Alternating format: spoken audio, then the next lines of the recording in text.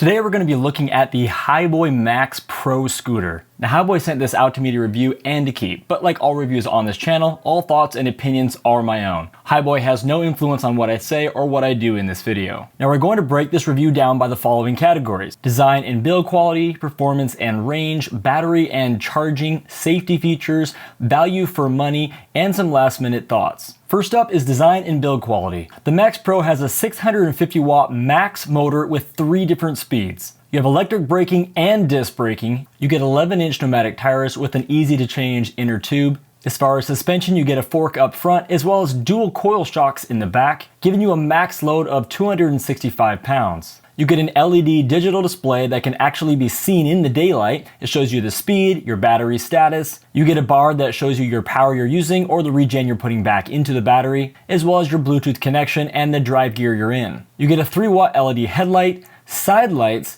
and a tail light. You get a waterproof rating of IPX4, which means it is rated for water splashes from any direction, but it is not waterproof or submersible. However, the X means it does not provide any information as to how well it holds up to dust. And the total weight is 51.59 pounds. When it is time to transport the scooter, the steering column bends at the bottom. There is a hook just below the handlebars that clips to the hook on the rear fender, allowing you to pick it up and move it easily around. Well, as easy as 51 pounds is to carry around for you anyway. And here are the dimensions. The handlebar width is 20.8 inches.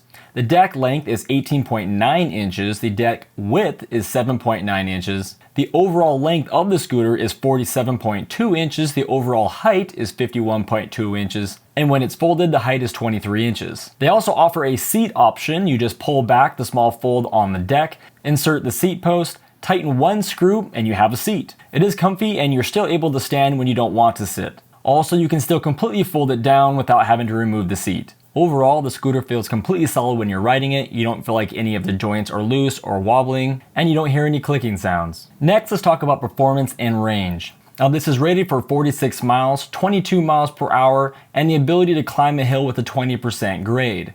Now before we get too deep into this, let me talk to you about the 2 riders coming up in the video. First is my wife, who is 5'4" and 115 pounds, and the other is me at 6'1" and 180 pounds. So first up, we'll look at speed. Now it's rated for 22 miles per hour, and with that 650 watt motor on both flat and downhill, that is easily obtainable, and I even saw a couple times it flash onto 23 miles per hour. I found that most of the time I was cruising around 13 to 17 miles per hour, with the exception of bike lanes and downhill. We'll talk about the uphill speeds here in just a minute. As far as acceleration, I would say the acceleration is decent. The power comes more progressive than sudden, which I think for most people is what they would prefer as it's safer. However, I am a bit of an adrenaline junkie, so I always want more, but I think most people are going to be perfectly happy with it. When you're downhill or on flat ground going 5 to 10 miles per hour and you punch the throttle, you can easily feel the power kick in and you can take off pretty quickly. However, it's when you're on hills or if you're heavier like myself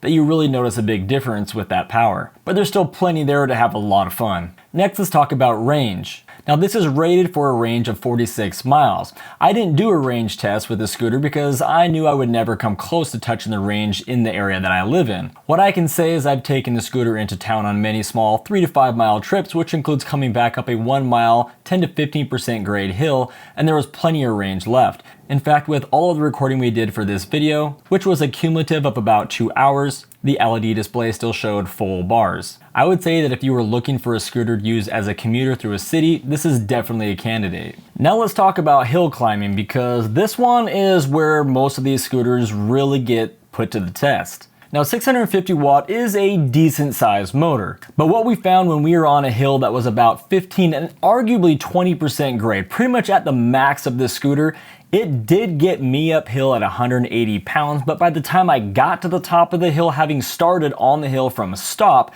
I was going only 4 miles per hour. Now because it's a scooter, you could have put your foot down and kicked alongside of it and made it up the hill, which is perfectly acceptable, but from a pure hill test starting on a hill already at 15% grade, I was just impressed it made it up at all.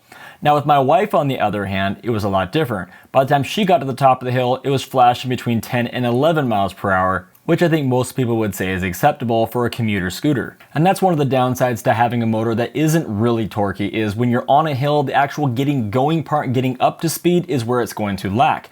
when you're a heavier person like myself. But had I come around that corner at a faster pace, chances are I would have gone up the hill at a faster speed. Let's talk about the ride. The full suspension feels amazing. It doesn't look like there's a lot there, but with what you're using the scooter for, it seems to be plenty. Whether you're shooting up curbs or small jumps or riding around doing wheelies, it was buttery smooth, and when I'm standing on it, there's plenty of suspension underneath me. One area you really notice the value of the good wheels and the suspension working together is going over bumps. Like when we're going around this little track, when you hit those bumps, you feel the suspension just absorbing most of it, as well as on the sidewalk with all the little gaps between each of the panels, you barely even notice that they're there. Next, let's talk about the battery and the charging. You get a 48 volt, 15 ampere hour lithium ion battery. So a high voltage translates into more power and better performance. Ampere hours represents how long the battery can do that for. So 15 ampere hours theoretically delivers 15 amperes of current for 1 hour, or 1 ampere for 15 hours. Basically, what that translates into is the Max Pro has a powerful battery that should last a long time. And as far as the charge time goes, if you run the battery all the way down, it should take you between 8 to 9 hours to fully charge, which is not really fast. You can definitely find some that charge faster. However, if you charge it every night, you're gonna be just fine in the morning. Next, let's talk about safety, because I believe this is a big deal when it comes to any of these electronic transportation scooters or EUCs or whatever you're riding. First is the acceleration. As I stated, it's not a really torquey scooter. And I've rode torquey scooters, and they can actually be really dangerous if you're not ready for it. For example, if your tire's up against a curb or something, and you were to hit the power too hard, you can very easily fall off the back. Some of them, you don't even have to be up against something, and if you're leaning back just right, you can find yourself falling off the back as well. But I would say there is literally no chance of that happening with this scooter. So for people who are new or learning to ride scooters, I think this is a very safe, predictable scooter to start learning on. You also have different speed modes, so depending on your comfortability with what you're doing or what environment you're riding in, you can set the max speed